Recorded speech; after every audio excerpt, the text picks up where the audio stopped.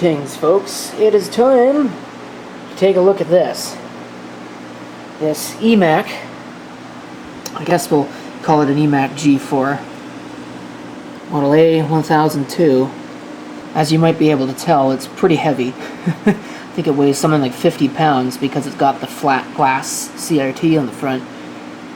And there's no handle. So moving this thing around is definitely a little bit of an ordeal. It really would not have killed Apple Computer to put a handle on this thing like they had on the iMacs. So how do you get this apart? Well, I'm sure most people that are knowledgeable of these machines probably know exactly how to get this apart. I'll be honest with you, I haven't done this in years. Probably not since my grade school days. So I have no idea what I'm doing at all. Look at this. A lovely battery.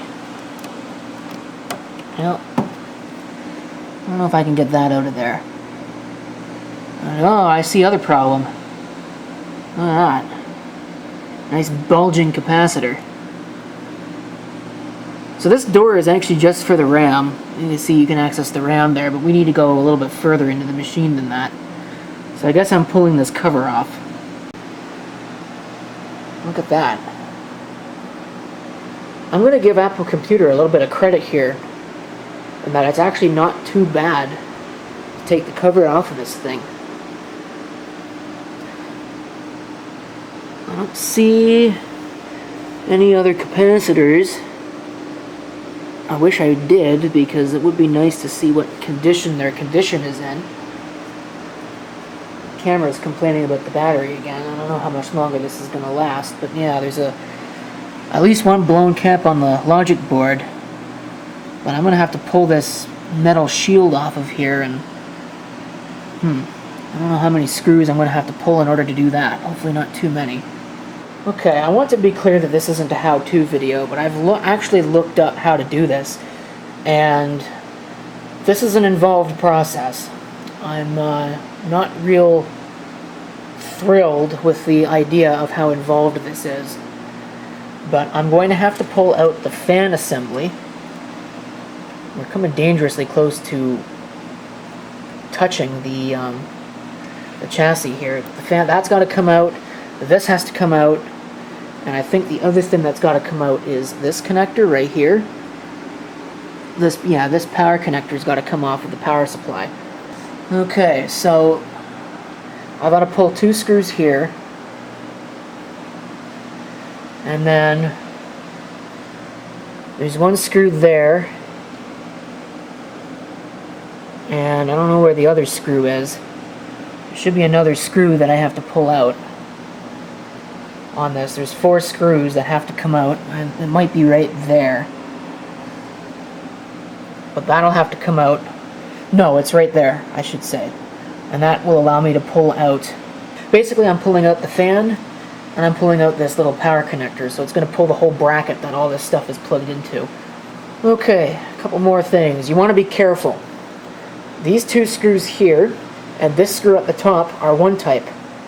This one is another. You can see those 3 there, and that one here with the washer. Also, there's a zip tie right there with that cable that needs to be cut, and then, in theory,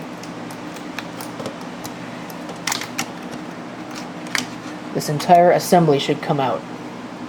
So there's your fan. Now, this right here is your CRT neck. Don't touch that, because number 1, it will hurt you, and number 2, if you break it, this is all over. So, now I believe the next step that we're going to move on to is we're going to start to prepare to remove the motherboard tray, which is this huge giant assembly right here in the front. Okay, next step. We got to pull this display connector, which is probably fragile, so you want to be careful with that. You have to deroute this, which just hooks in up there. And then there's 4 connections down here that have to be pulled. Fortunately, again, it's pretty obvious where all of those go.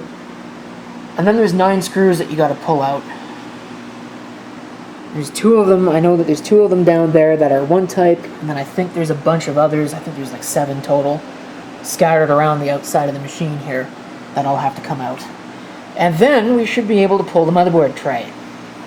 Carefully. Okay, with those screws out now, I'm going to set some of this stuff aside.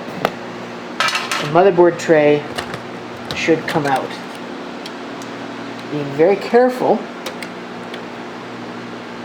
around this, which is the air port. And we'll set it down if we can.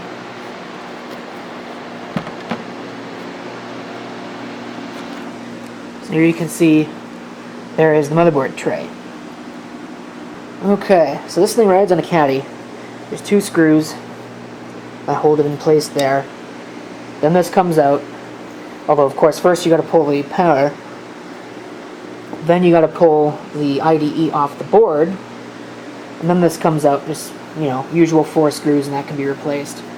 I'm going to go ahead and replace the optical drive as well while I'm thinking about it, because I don't think that drive works. I think the belt's bad. So there's no harm done in just simply swapping it with one that I know works while I'm in here, so I don't have to pull this apart again. So I'm going to replace this hard drive. I'm going to replace that optical drive after I've put in this thing at least some of the way back together. And then we will move on, try a power test, and if we're even lucky, and there's time, I might go ahead and install the operating system as well. Okay, here's our 2 drives. Yes, that's half the storage of what was in there originally, but I don't care. I don't need that much storage anyway. Then this might actually be better than what's in there now, because in Apple parlance this would be a super drive. I don't know what's actually in there. That might only be a combo drive, which would be a DVD-ROM CD or W. But I gotta get these stupid green plastic rails off of these, and then I gotta get the hard drive installed.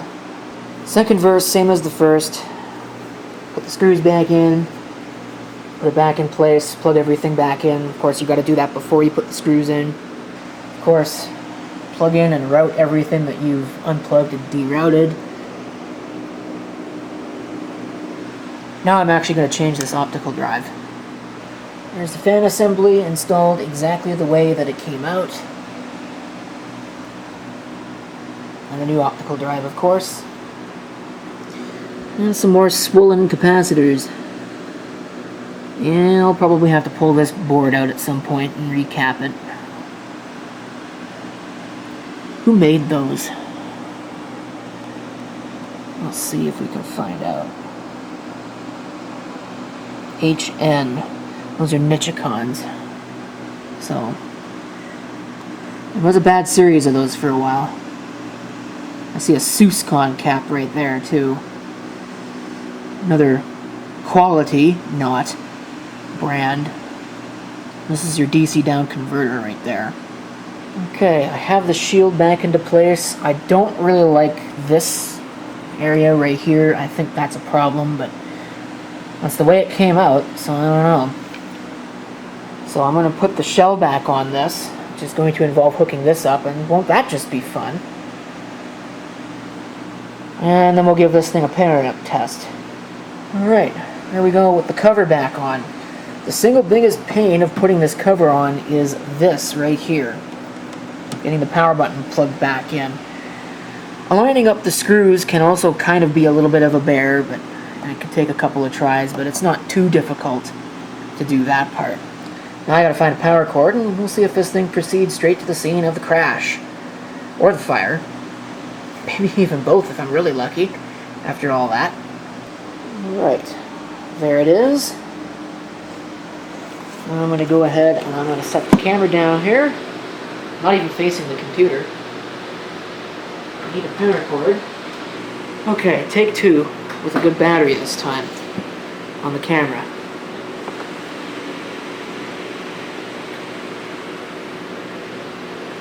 Well, no explosion yet.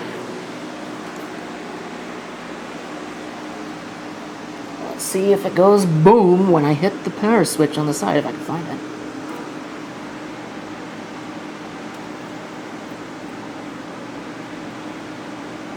Here it comes. There's a light at least.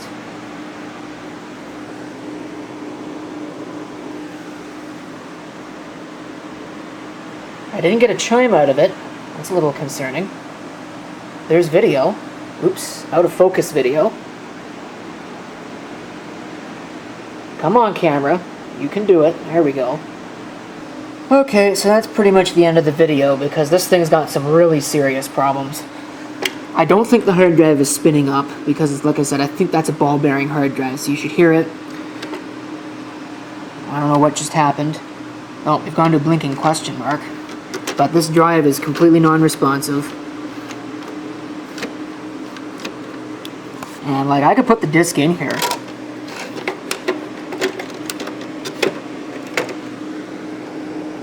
I do have a light on the front of it. But I should hear that disk by now. And I don't. And you can see it's definitely not doing anything. So, yeah, I don't think that this is working. That was a giant waste of time, and I will just have to revisit this later. I imagine that it probably needs capacitors, and I don't have the time to really do that right now, so stay tuned. Maybe a couple years in the future when I finally manage to get to this thing, but yeah. Light go out? Yeah, the light's gone out, so it's not doing anything at all. So there's a power problem in here somewhere, which means that I'm going to have to do the DC down converter in terms of capacitors and some things on the board as well.